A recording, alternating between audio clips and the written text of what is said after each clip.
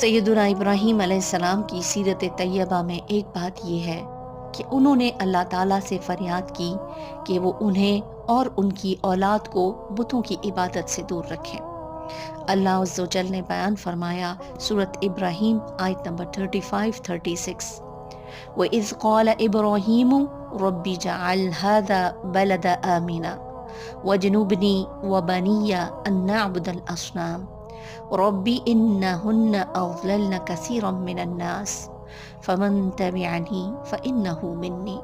وَمَنْ عَصَانِي فَإِنَّكَ غَفُورٌ رَحِيمٌ۔ اور جب ابراہیم علیہ السلام نے کہا اے میرے رب اس شہر کو امن والا بنائیے اور مجھے اور میری اولاد کو بت پرستی سے دور رکھیے، اے میرے رب یقیناً انہوں نے بہت لوگوں کو گمراہ کیا ہے، سو جس نے میری پیروی کی تو وہ بے شک مجھ سے ہے، اور جس نے میری نافرمانی کی بس یقیناً آپ بہت معاف فرمانے والے نہایت مہربان ہیں۔ وَجْنُبْنِي وَبَنِيَّ أَن نَّعْبُدَ الْأَصْنَامَ، امام زجاج نے بیان کیا ہے اس کے معنی کو، یہ ہے کہ ہمیں ان کی عبادت سے بچنے میں ثابت قدمی عطا فرمائیے۔ خلیل الرحمن علیہ السلام کا اپنے اور اولاد کے بت پرستی میں مبتلا ہونے کا خدشہ کس قدر شدید تھا۔ خود منصب امامت پر فائز ہونے اور اولاد کی نیکی کے باوجود اس بارے میں کتنے فکر مند تھے کہ اس سلسلے میں اللہ تعالیٰ سے فریاد کر رہے ہیں۔ اس کے برعکس بعض لوگوں کی کوتاہی اور لاپرواہی انتہائی سنگین ہے، وہ اپنے آپ کو اور اپنے اہل و عیال کو گناہوں کے سرچشموں کے قریب لے جاتے ہیں، انہیں بربادیوں اور کوتاہیوں کے کناروں پر لا کھڑا کرتے ہیں، پھر کہتے ہیں فکر کی کوئی بات نہیں کہ ہمارا عقیدہ بہت مضبوط ہے،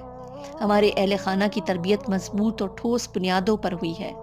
کیا ان نادانوں کا عقیدہ خلیل الرحمن علیہ السلام اور ان کی اولاد سے زیادہ پختہ اور راسخ ہے؟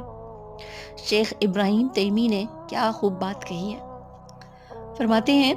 حضرت خلیل علیہ السلام کے بعد کون فتنے میں مبتلا ہونے کے ڈر سے آزاد رہ سکتا ہے؟ انہوں نے اللہ تعالیٰ سے التجا کی کہ مجھے اور میری اولاد کو اس بات سے بچائے رکھنا کہ ہم اسی طرح بتوں کی عبادت کریں کہ جس طرح کے میرے باپ اور میری قوم نے کی۔ حافظ ابن کثیر لکھتے ہیں ہر دائی کو چاہیے کہ وہ اپنے لیے، اپنے والدین کے لیے اور اپنی نسل کے لیے بتوں کی عبادت سے دور رہنے کی دعا کرتا رہے۔ اللہ ہمیں اور ہماری اولادوں کو بچا لینا۔